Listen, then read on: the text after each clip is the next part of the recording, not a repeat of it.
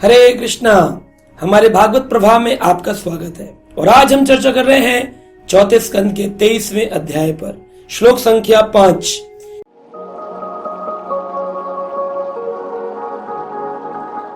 इसमें बताया गया है किस प्रकार पृथु महाराज अब सनत कुमारों की शिक्षाओं से अपने इस महल का त्याग करके और वन की ओर गमन करते हैं। ये हमारे सनातन धर्म में एक प्रक्रिया है। सभी राजा महाराजा, सभी क्षत्रिय जो भी 50 वर्ष की आयु से ऊपर होते थे वो वन प्रस्थ करते थे, वन को प्रस्थान।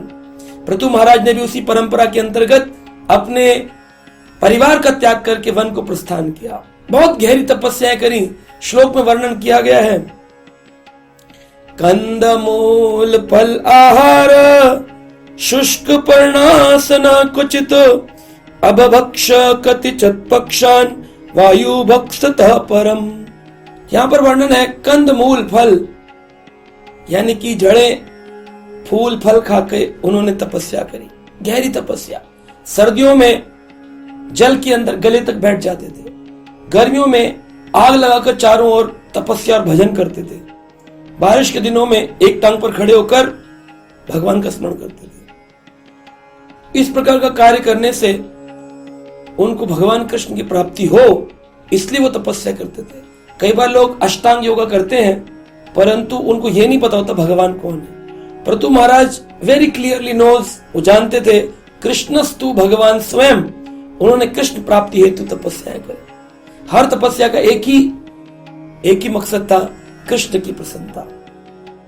जब कृष्ण प्रसन्न हो जाए तो मेरा जीवन सफल हो जाए। उनकी पत्नी अर्ची माता वह भी उनके पीछे पीछे जंगल को गई और उन्होंने भी उस तपस्या में उनका सहयोग किया। कुछ काल बाद जब पृथु महाराज ने समाधि लेने का प्लान बनाया तो उन्होंने अपनी प्राण वायु को अपने निचले भाग से ऊपर भाग में ले आए, अपनी एड़ियों को अपने मल द्वार के ऊपर टिका दिया और प्राण वायु को उधर से लेकर छाती तक लाए, कंठ तक लाए और उसके बाद बोहों के मध्य लाए और फिर उन्होंने ब्रह्मरंध्र से अपने प्राणों को निकाल दिया। जैसे ही प्राण निकले, आकाश मार्ग में देवी देवताओं ने पुष्प वृष्टि करना प्रारंभ करा।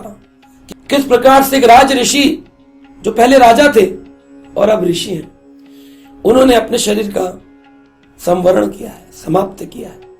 अर्ची माता ने एक संस्कारी पत्नी होने के नाते उनके उस शरीर को अग्निदाह संस्कार किया और स्वयं उसमें सती हो गए।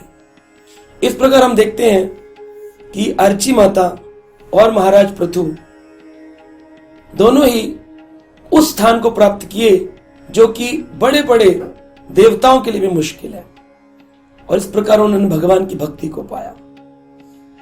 अब हम आगे अपने नए प्रसंग में चर्चा करेंगे। तब तक के लिए हरे कृष्णा।